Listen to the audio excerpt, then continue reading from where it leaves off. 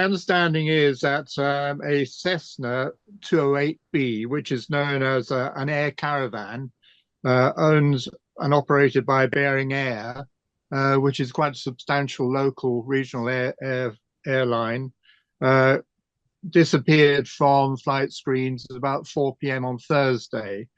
Now, the actual route puts it over water, which is not good news because the weather at the time, it was -8 degrees centigrade. Also, when it took off, the takeoff conditions were bad because there was snow and there's also fog. So combine that with freezing rain, and you might have an icing problem. And that is flagging up all sorts of questions to me as to what might be the problem. Was the plane properly de-iced before it took off, or were the rotations, the number of flights it's making, that they could only do a partial de-icing? Did the plane have de-icing equipment on board? In other words, this is a kind of like a balloon that's along the leading edge of the wing, which inflates and cracks the ice off, or did it have some other ways of doing it? So that's everybody will be looking at. And of course, everybody will be hoping that they've managed to, even if the engine had cut off, it's got a certain amount of glide. So if it could glide to the nearest bit of land and land there, that would be really good in terms of searching. If they go into the water, then frankly, I don't give them much chance. They can disappear from the radar track simply if all the electrics go down, or if it goes below the water, into the sea. If it comes down on land, there's a possibility there'll still be some ping, some electrical activity from the aircraft, and that it will still be squawking up a number to radar screens, and they will know where it is. But at least I have a position. The problem with this, as it's over water, you don't know exactly where the aircraft has gone down.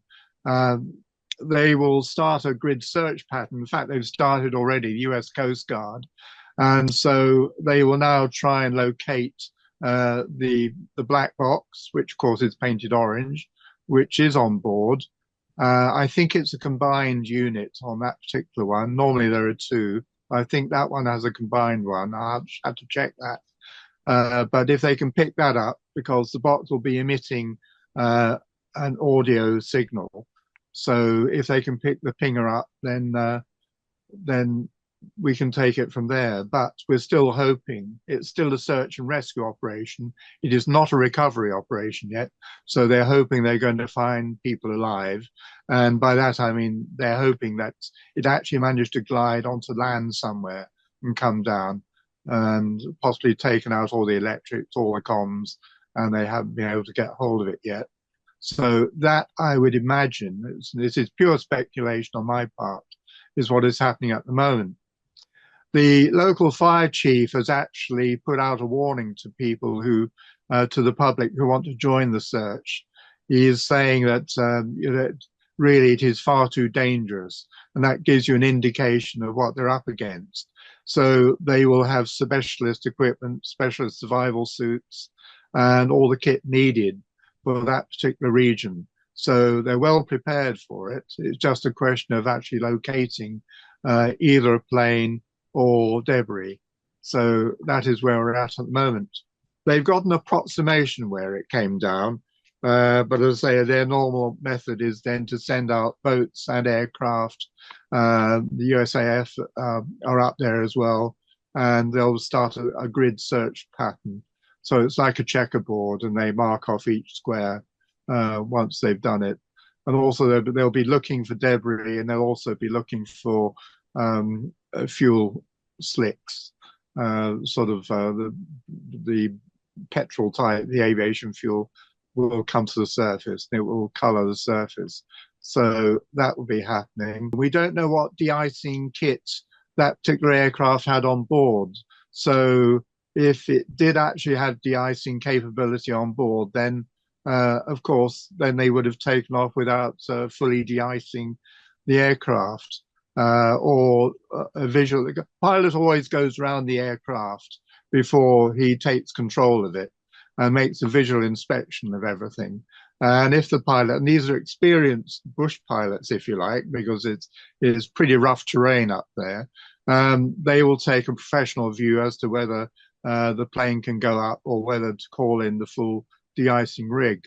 Now, these planes are quite adept at landing on very rough airstrips and even on compacted ice. So, really, landing shouldn't be a problem for them. It should be able to get down. The problem, of course, is survival. Were the passengers in survival suits? Uh, we don't know that yet. If they were, then their chances of survival obviously much better. If they came down in the water, then frankly, the sort of was about 20 minutes, you think might be the duration. But at the moment, we're being very positive and we're hoping that a combination of possibly fuel running out or some sort of blockage, but it then glides. And that is what they're trying to calculate at the moment, whether it had sufficient glide power to actually reach land.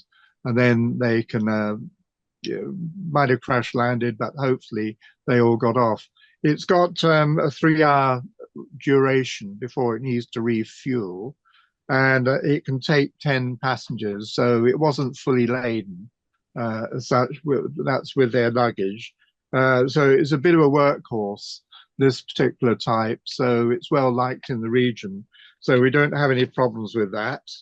Nom Hospital, that's the local hospital in Nom, that they have put themselves on community medical emergency. Over here, we'd call that a major incident response. So they'll be bringing in doctors and nurses and specialists will be assembling at the hospital. So if there are survivors, they'll very quickly be taken there. There will be ambulances on the location when they discover the location. And Bering Air itself is quite an interesting company. It's got 44 planes and over 150 employees. So it's well respected. It goes to about 30 destinations and it operates from 3 bases there. So they certainly have the backup facilities and they have the kit and they certainly know the area. So that part is a bit of a mystery why it should disappear, but I'm afraid I'm leaning towards ditching into the sea. So I sincerely hope I'm wrong, but that would seem to be the way it's going.